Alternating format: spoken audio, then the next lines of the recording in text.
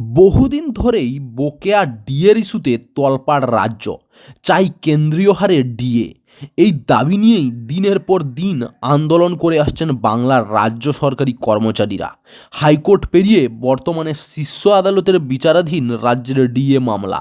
এদিন প্রায় ৩ মাসের অপেক্ষার পর আজ ৫ ফেব্রুয়ারি রাজ্যের ডিএ মামলা সুপ্রিম কোর্টে ওঠার কথা ছিল, যা নিয়ে রীতিমতো আশায় বুক বাঁধছিলেন সরকারি কর্মীরা। তবে সব আশায় জল।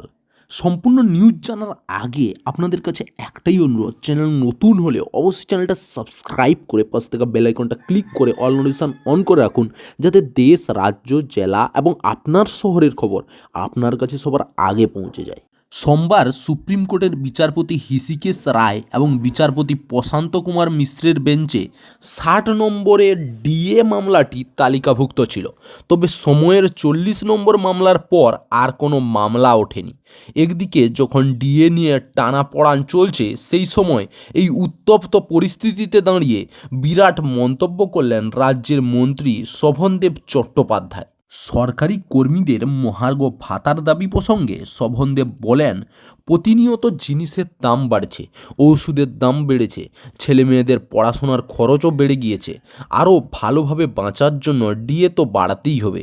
কৃষিমন্ত্রী আরও বলেন, আমি একজন মন্ত্রী, আমার কিছু বলার ক্ষেত্রে অনেক বাধ্যবাধকতা রয়েছে ঠিক, তবে তা সত্ত্বেও আমি বলবো, এতে আমার আপত্তি নেই। সরকারি কর্মচারীদের ডিএর দাবি আমি কখনোই অস্বীকার করি না। আমি নিজে দীর্ঘকাল ধরে ট্রেড ইউনিয়ন করি। আমি কি করে বলবো ডিএ আমার অধিকার নয়? নিশ্চিতভাবে ডিএ অধিকার। প্রসঙ্গত, ডিএ মৌলিক অধিকার নয়, সরকারের ঐচ্ছিক বিষয়। প্রথম থেকে নিজের এই দাবিতে অনড় বাংলার মুখ্যমন্ত্রী মমতা বন্দ্যোপাধ্যায়। এদিকে তারই মন্ত্রীর কথায় নিশ্চিতভাবে ডিএ অধিকার।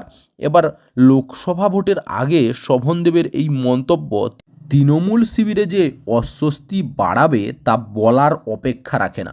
উল্লেখ্য, সম্প্রতি রাজ্য সরকারের কর্মচারীদের মহার্ঘ ভাতা ডিএ বৃদ্ধি করেছেন মুখ্যমন্ত্রী মমতা বন্দ্যোপাধ্যায়। কর্মচারীদের জন্য আরও ৪% ডিএ ঘোষণা করেছেন মুখ্যমন্ত্রী। রাজ্য জানিয়েছে, ১ জানুয়ারি থেকেই বর্ধিত হারে ডিএ পাবেন রাজ্যের সরকারি কর্মী এবং পেনশনভোগীরা। আগে ৬% হারে ডিএ পেতেন রাজ্যের সরকারি কর্মীরা। সম্প্রতি ৪% বেড়ে তার পরিমাণ হয়েছে ১০%, যার সুবিধা পাবেন রাজ্যের ১৪ লক্ষ সরকারি কর্মী ও পেনশনভোগীরা। ওদিকে মুখ্যমন্ত্রীর এই ঘোষণায় খুশি হননি সরকারি কর্মীদের অধিকাংশ। বহুদিন ধরে কেন্দ্রীয় হারে মহার্ঘ ভাতার দাবিতে আন্দোলন চালিয়ে আসছেন তারা। বর্তমানে ৪৬% হারে ডিএ পাচ্ছেন কেন্দ্রীয় কর্মচারীরা। নতুন বছরের শুরুর দিকে ফের তা বৃদ্ধি পেলে কেন্দ্রীয় কর্মচারীদের ভাতার পরিমাণ ৫০% ছাড়িয়ে যেতে পারে।